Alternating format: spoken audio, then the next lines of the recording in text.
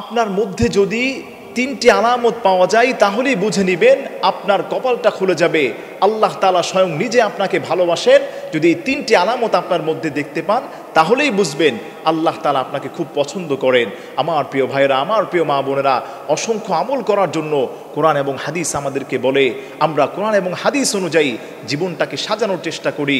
যে যত বেশি কোরআন এবং হাদিস মেনে চলার চেষ্টা করবে সে তত বেশি জীবনে সফলতা অর্জন করতে পারবে।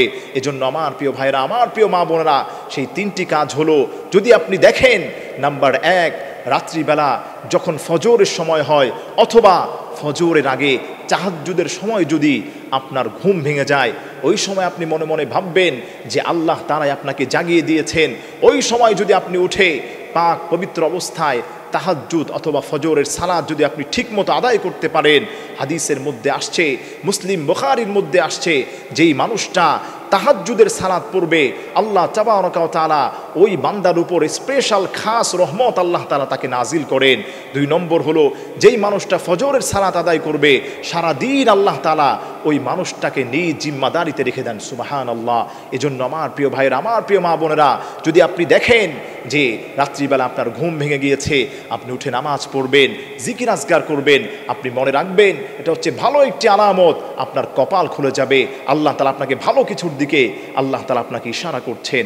এরপরে 2 নম্বর যে আলামতটা দেখলেই বুঝবেন যে আল্লাহ তাআলা আপনাকে ভালোবাসেন, আপনার জন্য সফলতা আপনার কাছাকাছি চলে আসছে, আল্লাহ তাআলা আপনার উপর রাজি আছেন, সেই 2 নম্বর কাজ হলো, যখন দেখবেন আপনার উপর বিপদ আসছে, মুসিবত আসছে। আমরা অনেকেই হতাশ হয়ে যাই বিপদ মুসিবতের কারণে। অনেকেই ফোন করে বলে, হুজুর বিপদে আছি, মুসিবতে আছি, একের পর এক ঝামেলার মধ্যে জর্জরিত হয়ে আছি। অনেকে তো এভাবেও বলে, হুজুর আল্লাহ শুধু আমাকেই দেখে। নাউজুবিল্লাহ, এটা কখনোই বলবেন না। আপনি সবসময় মনে রাখবেন আল্লাহ যেই বান্দাটাকে বেশি ভালোবাসে তাকেই আল্লাহ তাআলা বেশি পরীক্ষার মধ্যে ফেলেন। বিপদ দিয়ে, মুসিবত দিয়ে, অসুস্থতা দিয়ে আল্লাহ তাআলা তাকে পরীক্ষা করেন। এজন্য আমার প্রিয় ভাইরা, আল্লাহ তাআলা বলে দিয়েছেন বিপদ মুসিবত যার উপর যত বেশি আসবে, যে যত বেশি ধৈর্য ধারণ করতে পারবে আল্লাহ তাকে তত বেশি আল্লাহ তাআলা পুরস্কৃত করবেন। এবং আল্লাহ তাআলা ধৈর্যশীলদেরকে আল্লাহ তাআলা সুসংবাদ দিয়েছেন। সুবহানাল্লাহ।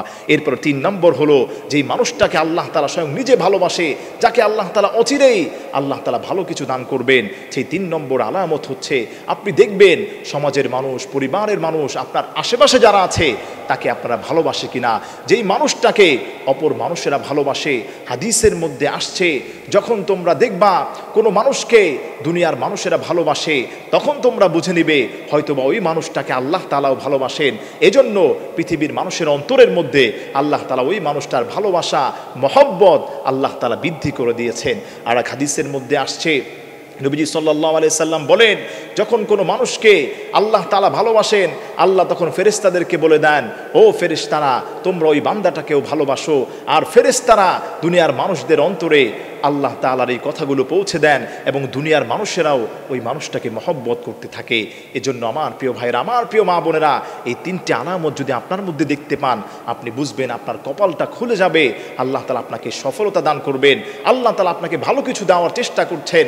আল্লাহ তাআলা আপনার জন্যে তার খাজানা নিয়ে আল্লাহ তাআলা বসে আছেন। আপনি যত বেশি এদিকে এই কাজগুলো করতে পারবেন, 1 নম্বর হলো, রাত্রিবেলা যদি আপনার ঘুম ভেঙে যায় ওই সময় উঠে তাহাজ্জুদের সালাত পড়বেন। 2 নম্বর হলো, আপনি ওই সময় ফজরের সালাতটা আদায়ের চেষ্টা করবেন। আর 2 নম্বর যে আলামতের কারণে আপনার কপালটা খুলে যাবে, আল্লাহ আপনার উপর সন্তুষ্ট হবে, যদি দেখেন অসুস্থতা, রোগ, বিপদ, মুসিবত একের পর এক আপনার উপর আসছে, আপনি ধৈর্য ধরবেন। আল্লাহ আপনাকে পরীক্ষা করছে, আল্লাহ তাআলা আপনার কপালটাকে খুলে দিবেন, রাস্তাটাকে আল্লাহ তাআলা সহজ করে দিবেন।